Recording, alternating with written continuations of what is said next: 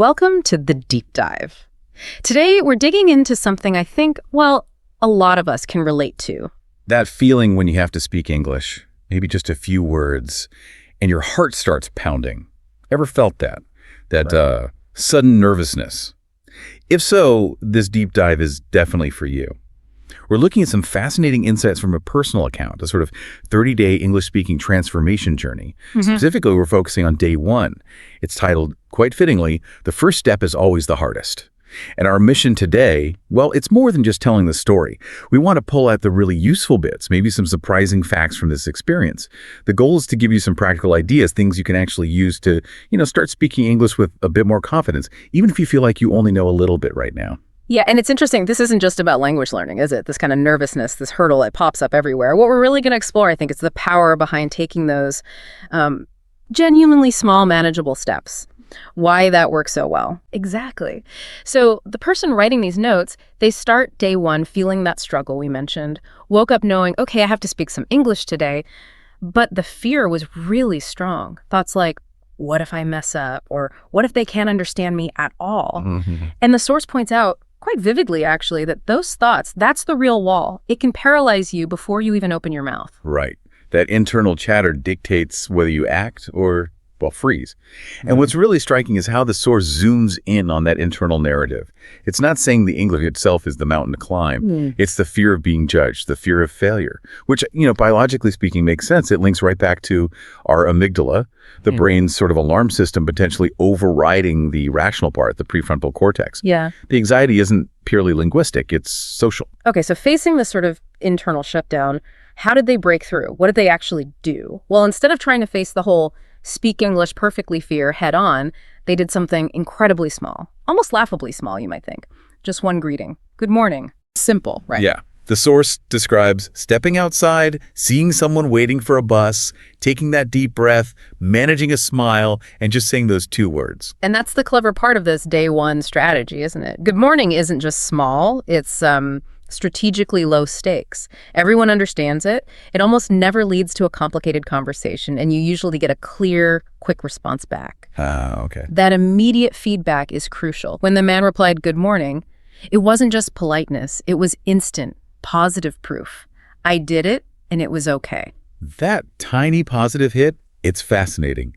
The notes say, even though it was just two words, the author's voice was actually shaking. Hands were cold, classic anxiety signs. But hearing that simple reply back felt like a win.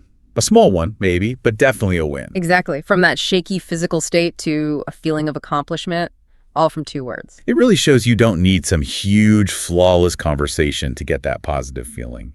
No, you don't. And that feeling, it's not just nice, it's neurologically useful. It's a reward signal. When your brain tries something scary and gets a positive result, it starts to, reassess the threat level. That's basically how you build self-efficacy, the belief you can actually do things. Right. Each tiny success chips away at that old I can't do this belief. And in that moment, right after the good morning, the author had this really important realization. It clicked. Speaking English isn't about being perfect, not about using fancy words. Oh. It's about using what you do know and, crucially, just finding the courage to say it out loud. Mistakes, they're going to happen, and the source emphasizes that's fine. Because, and I love this quote, every time you speak, you get better. That is such a powerful reframe. Isn't it? It flips the script from fearing mistakes to seeing them as part of the process. Absolutely.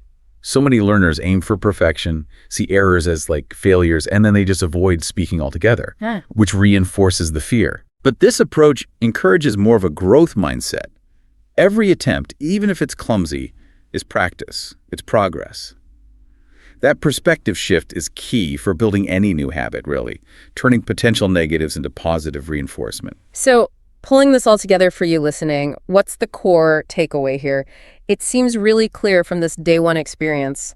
Start small. Yeah. Really small. Use those simple, high success rate phrases. Yeah, things like good morning, hello, how are you? Say them to anyone, family, friends, maybe even the person at the coffee shop. If you feel up to it. Exactly. The journey really drives home that idea. The first step is always the hardest, but once you take it, the next one becomes easier. It's about breaking down that psychological barrier bit by bit. It wasn't about mastering English in a day. It was purely about making that first move. That single greeting created the momentum for whatever came next. It's proof that tiny actions can lead to big shifts. So, here's the challenge, straight from the source, for you today. Try it. Say good morning to at least one person. Could be anyone, neighbor, shopkeeper, maybe someone on a video call if that feels easier. And then importantly, notice how you feel afterwards. Were you nervous, a bit excited, proud? The source suggests writing it down. That's how you track your growth, how you see the proof for yourself. And tracking those feelings alongside the small actions, that's incredibly powerful. Connects right back to habit formation, building that self-belief. You're not just logging what you did, you're consciously noticing and reinforcing the positive feelings that come with pushing your comfort zone, even just a tiny bit. Great. It helps build a new story about what you're capable of. Precisely. Through consistent, manageable steps. It really is all about building that momentum. And actually, speaking of momentum, the source does give a little hint about day 2. It mentions something called the Mirror Talk Challenge. Sounds intriguing. It does. And it leaves us with a pretty provocative thought to chew on, doesn't it? If a super simple strategic act like saying good morning can start to unlock confidence and maybe even rewire fear in one area, like language, where else in your life could a similarly small, courageous first step, your own version of good morning, lead to some really significant, maybe even transformative growth?